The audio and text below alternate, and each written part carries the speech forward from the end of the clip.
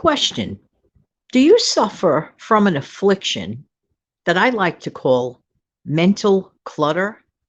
Back in a minute.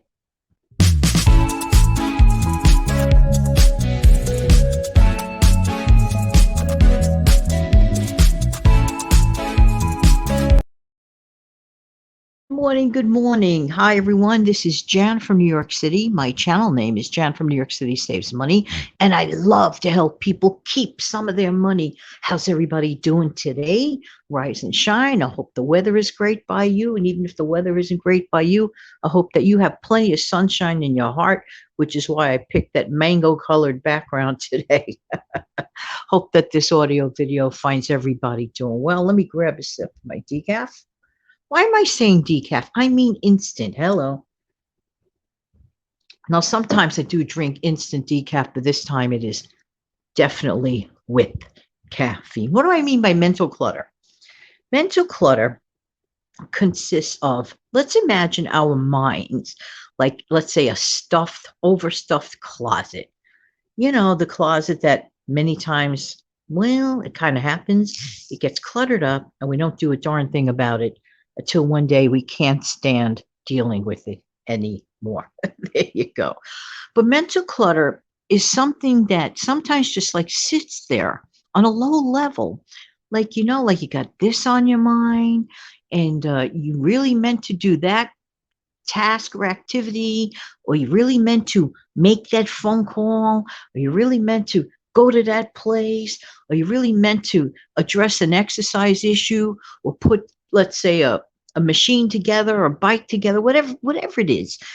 Even if it's something you really want to do, sometimes we buy things, we keep them in the box, and they stay in the box for a long time. And then you ask yourself, like, why didn't I approach that thing and deal with it?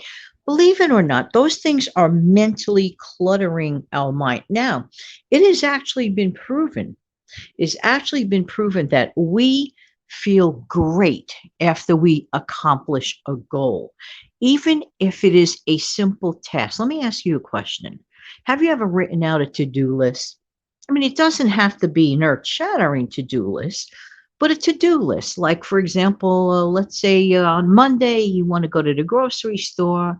You need to throw your clothes in a public laundry while you're at the grocery store. So you're, multitasking over there. And while you're at it, you might as well address those issues you wanted to deal with either by email or phone while you're waiting for that laundry, because you already accomplished whatever you had to do at the grocery store.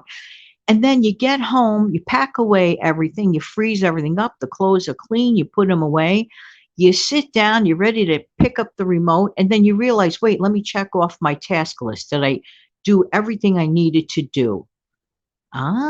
Check mark, grocery store. Check mark, public laundry trip. Check mark, this and that, email clutter, phone call clutter, address letters clutter. Done, done, done, done, done. When that is done, you feel great. Here is another example. How many times have you put off cleaning your house? Okay. Even if it's addressing one room, just that one room, say today, I'm going to really deep clean this one room today. And you do it. You do whatever it is, whatever it takes that you do it, and you do it. And then you're done. And you're looking around you. You can't even believe it yourself. You can't even believe it yourself. All right. So therefore, this is a good thing. Okay. So this is like working in the physical sense, and then some of the things is a mental thing. I'm going to give every one of us, including myself, a self-challenge. Who's up to the challenge? To get one thing done that you have put off. Why? Because usually in the mental clutter closet of our minds, what's sitting there on, let's say, a low-hanging branch or a low-hanging hanger, are usually things that we have not addressed. And for whatever the reason, we put it off, we procrastinate. I understand that actually, well, I heard this from an expert.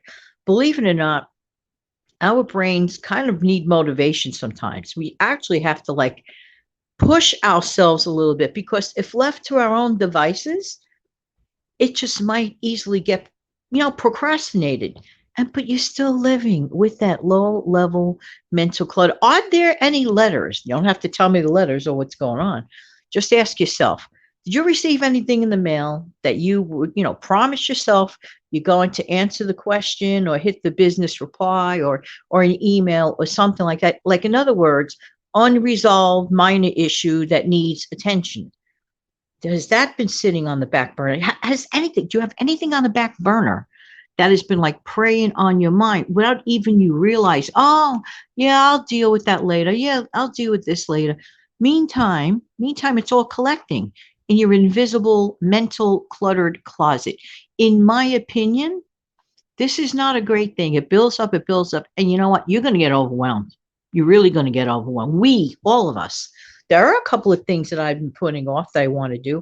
How about, let's say, on a different note, let's say there's an appointment you need to make, whether if it's for your haircut or a mani pedi, those that do go for those or whatever, and anybody or medical appointment, for example. Are there things that you have been putting on? I had to say this. Now, some may agree, some may not agree. I don't get into it because I can't really talk about those things. But you remember those 2 years that, kind of sort of where a lot of people, we had to sort of put life on hold for a little bit kind of thing.